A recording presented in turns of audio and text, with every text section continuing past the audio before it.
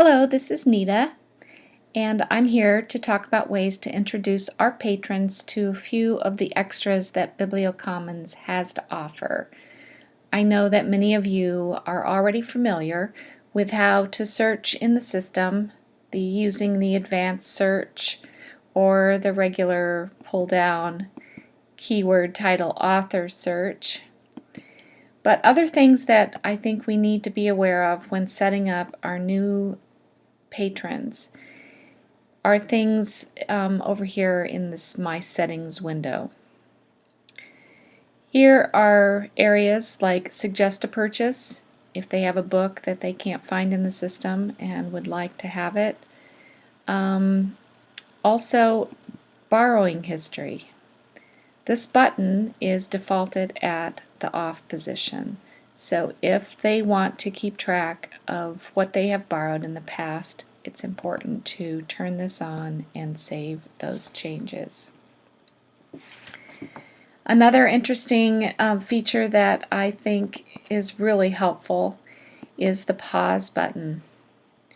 So how often have we seen a patron approach the desk with a large stack of holds and saying, "They all came at once. How am I ever going to finish these before they are due and I have to turn them back in?" This is where the pause button comes in. If you are in the holds window, you have the option here of a pause. Let's say you're going on vacation and there's a book that you looks like might be sent to you soon, and you want to make sure that it doesn't come while you're on vacation. You hit the pause button. It brings up a calendar. Put in your date of return and pause that book until you get back. When you do this, it will go on the pause shelf.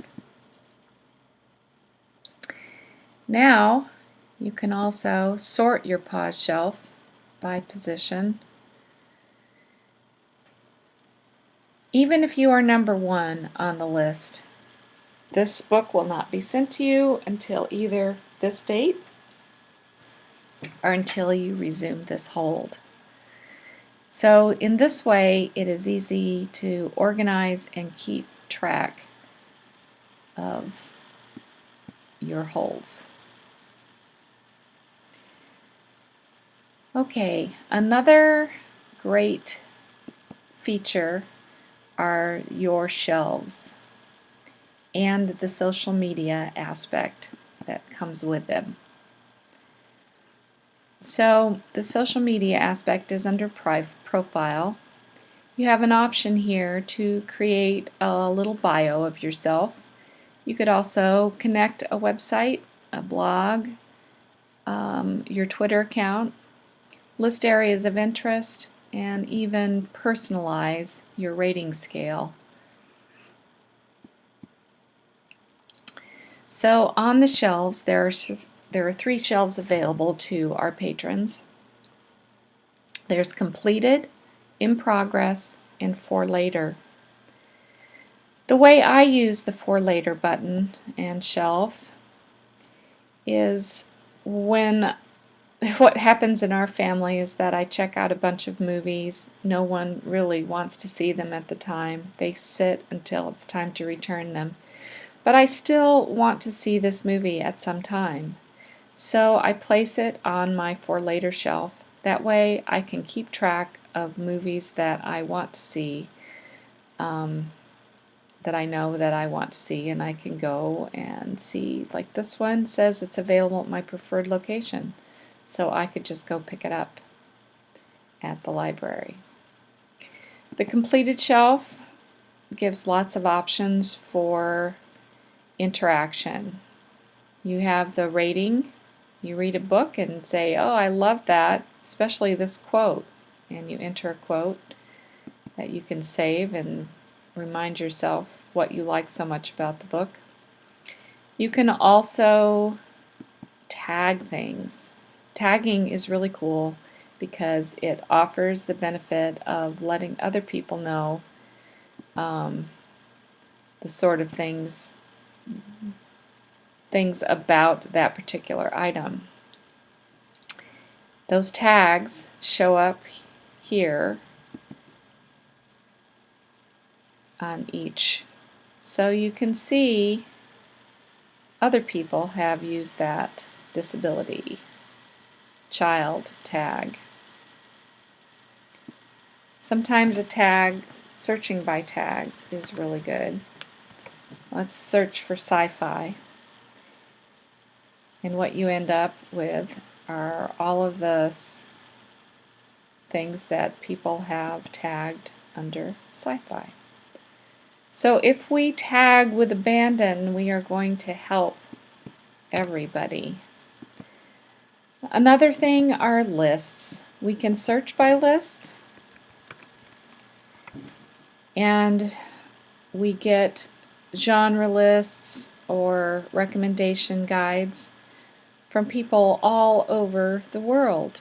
There are over 200 library systems that use Bibliocommons, and they all have this option. So if I want to check out a particular genre, I can look and see what other people have recommended. So these look like all of Anne Rice's books, Vampire Chronicles. Great list. You can also create your own lists, and this is a fun thing to do.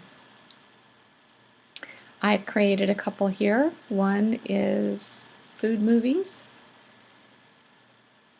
These are not difficult to create, and it's kind of fun to put things together like this and have it be available for other people.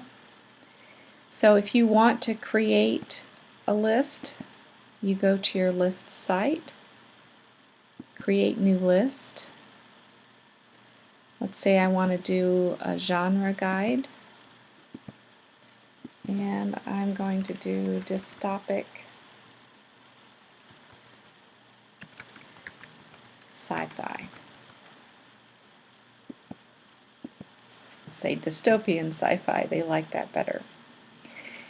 I need to add at least 4 items to become a list. So let's look up these books in the catalog. As you choose them, they get added to the list.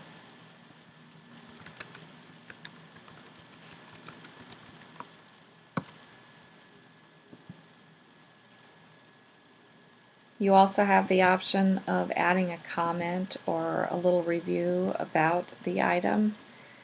And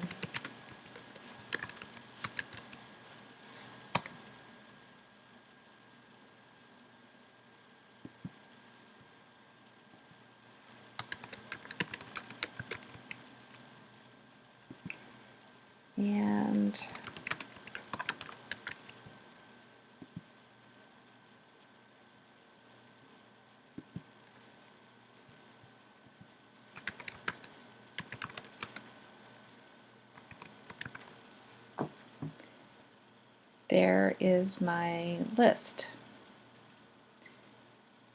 You say finish editing. You choose what people can see your published list. And voila, there it is. You can go back and edit at any time, add more. This is really a fun thing to do, and I think that plenty of our patrons would enjoy doing this. So that's it for my tutorial, and I'm hoping that you have an opportunity to explore some of these features and let our patrons know about them as well. I think that it will increase their digital literacy and also their fun. Thank you.